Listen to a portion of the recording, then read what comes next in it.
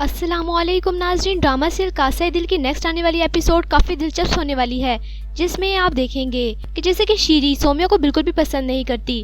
शीरी सोम्या को इस घर में तो ले आई है, लेकिन वो अदन से दूर करवाना चाहती है सोम्या को, जिसके बाद शीरी सोम्या पे बहुत ज़्यादा गुस्से होती है। यानी सोम्या चाहती है कि शीरी और मैं इस घर में सुकून के साथ रहें, लेकिन शीरी ऐसा बिल्कुल भी नहीं चाहती।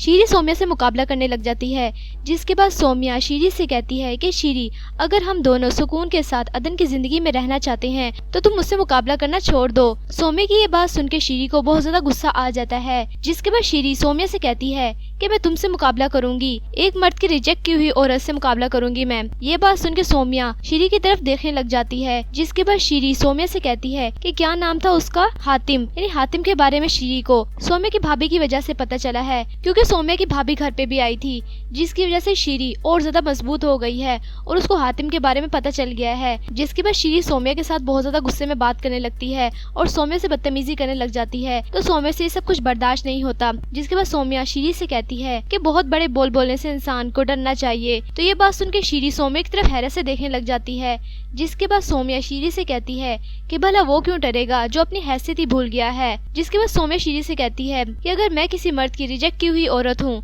तो तुम्हारा अपने बारे में क्या ख्याल है शीरी। ये बात सुन के शीरी गुस्से में आ जाती है। उसके बाद सोम्या शीरी से कहती है कि तुम भी किसी मर्द से रिजेक्ट होके अदन के हिस्से में आई हो, क्योंकि सोम्या से शीरी की सब कुछ बातें बर्दाश्त नहीं होती। शीरी, तुम भी तो किसी मर्द से रिजेक्ट होके अदन के हिस्से में आई हो। ये बात सुन के शीरी को गुस्सा आ जाता है। शीरी सोम्या से कहती है, शट अप, ज्यादा बकवास करने की जरूरत नहीं है, अपना मुंह बंद करो, और तुम्हारी हिम्मत भी कैसे हुई मेरे साथ बदतमीजी करने की। यानी शीरी सोम्या की बातें सुन के बड़ी हैरान हो जाती है कि सोम्या भी मुझे जवाब दे सकती है। सोम्या को जवाब देना ही पड़ा, क्योंकि शीरी सोम्या के साथ बहुत ही ज्यादा बदतमीजी करने लग गई थी। जबकि सोम्या तो ये चाहती है कि हम इस घर में अदन की जिंदगी में सुकून के साथ रहें, लेकिन शीरी ऐसा बिल्कुल भी नहीं चाहती। शीरी सोम्या को इस घर में तो ले आई है, लेकिन अपनी साजिश के जरिए से अदन की जिंदगी से निकाल बाहर करना चाहती है। अदन की वालदा भी वहाँ पर होती है, लेकिन वो ये सब कुछ खामोशी से सुन रही होती है। शीरी और सोम्या के दरमियान कुछ नहीं बोलती। ये सब कुछ होने के बाद सोम्या वहाँ से चली जाती है, तो शीरी बहुत ज्यादा हैरान हो जाती है सोम्या की बातों की वजह से। तो जबकि दूसरे नाजरीन आप देखेंगे कि अदन की वालदा और शीरी शॉपिंग के लिए बाहर गए होते हैं और सोम्या घर पे होती है, तो शीरी के वालिद शीरी को बताए बगैर घर पे अचानक आ जाते हैं। वो सरप्राइज देना चाहते थे शीरी को, लेकिन शीरी घर पे मौजूद नहीं होती। जिसके बाद शीरी के वालिद शीरी को फोन करते हैं। शीरी अदन की वालदा के साथ शॉपिंग पे गई होती है। अपने वालिद का फोन देख के शीरी बहुत ज्यादा खुश हो जाती है। उसके बाद शीरी फोन उठाती है। शीरी फोन उठाने के बाद कहती है, अस्सलाम वालेकुम बाबा।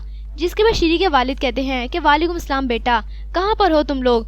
तो शीरी उनसे कहती है कि बाबा, हम तो शॉपिंग पे आए हुए हैं, बाहर निकले हुए हैं। ये बात सुनकर शीरी के वालिद कहते हैं कि मैं कब से तुम्हारे घर पे आया हुआ हूँ, तुम्हारा वेट कर रहा हूँ, कब तक आओगे तुम लोग। अपने अब्बू की ये बात सुनकर शीरी एकदम हैरान हो जाती है और कहती है कि बाबा, आप मेरे घर आए हुए हैं। शीरी की ये बात सुन के अदन की वालदा उसकी तरफ हैरत से देखने लग जाती हैं और हैरान हो जाती हैं। यानी अदन की वालदा सोचती हैं कि सोम्या घर पे है, और सोम्या के बारे में शीरी के वालिद को कुछ भी नहीं पता। अगर उनको पता चल गया तो वो क्या करेंगे। यानी अदन की वालदा घबरा जाती हैं और परेशान हो जाती हैं, तो शीरी भी बहुत ज्यादा परेशान हो जाती है। उसके बाद शीरी अपने वालिद से कहती है कि बस बाबा, आप थोड़ा सा वेट करें, हम बस आ रहे हैं। तो जबकि दूसरा नाजरीन आप देखेंगे कि सोम्या की भाभी रहीला सोम्या को इस घर में आना बिल्कुल भी पसंद नहीं करती। जिसके बाद रहीला सोम्या को फोन करती है। सोम्या फोन उठाती है तो सोम्या की भाभी सोम्या से कहती है कि सोम्या, तुम अदन को मना कर दो कि वो इस घर में यहाँ पर ना आया करे। नुमान को बिल्कुल भी पसंद नहीं है अदन का इस घर में आना। अपनी भाभी रहीला की ये बात सुनकर सोम्या बहुत ज्यादा हैरान हो जाती है और खामोश हो जाती है। जिसके बाद रहीला सोम्या से कहती है कि सोम्या, तुम सख्ती से अदन को मना कर दो कि वो यहाँ पर ना आया करे।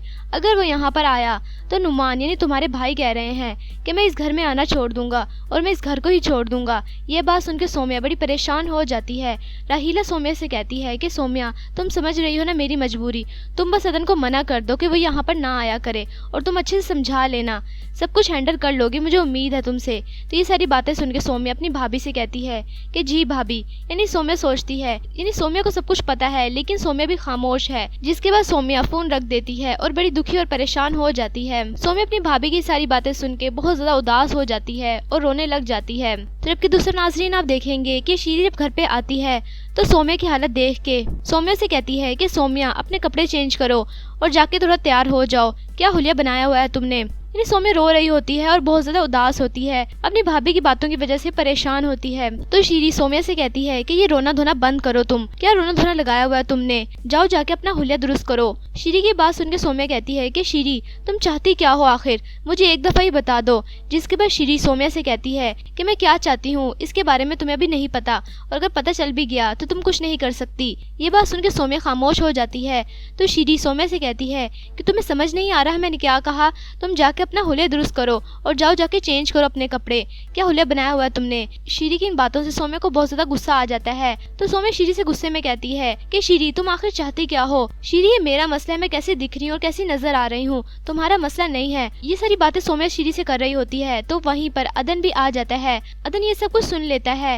यानी सौम्या का शीरी के साथ इस लहजे में बात करना अदन को बिल्कुल भी अच्छा नहीं लगता। ये सब कुछ देखने के बाद अदन को बहुत ज्यादा गुस्सा आ जाता है।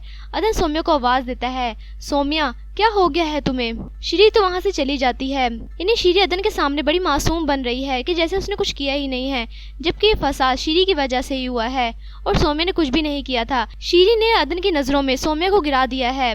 तो जिसके बाद नाजरीन आप देखेंगे कि अदन जब वहाँ पर आ जाता है, शीरी तो वहाँ से चली जाती है। उसके बाद अदन सौम्या से गुस्से में बात करने लगता है। अदन सौम्या से कहता है कि सौम्या आपको क्या हो गया है, शीरी आपकी बहुत फिक्र करती है, आपका ख्याल रखती है, इसके बावजूद आप शीरी के साथ इस लहजे में बात कर रही थी, इस तरह क्यों आप बात कर रही थी शीरी के साथ, आप बताएं मुझे। सौम्या अदन की सारी बात सुन के बहुत ज्यादा दुखी हो जाती है और अदन की तरफ देखने लग जाती है। उसके बाद अदन सौम्या से कहता है कि अब आप इस तरह मुझे क्या देख रही हैं, मुझे जवाब दें, ऐसा क्यों है आखिर। उसके बाद सौम्या अदन की तरफ देखते हुए कहती है कि अदन जितना एतमाद आपको शीरी पे है, पता नहीं आपको मुझ पे हो पाएगा भी कि नहीं। यानी सौम्या बहुत ज्यादा दुखी है। ये बात कहते हुए सौम्या वहाँ से चली जाती है।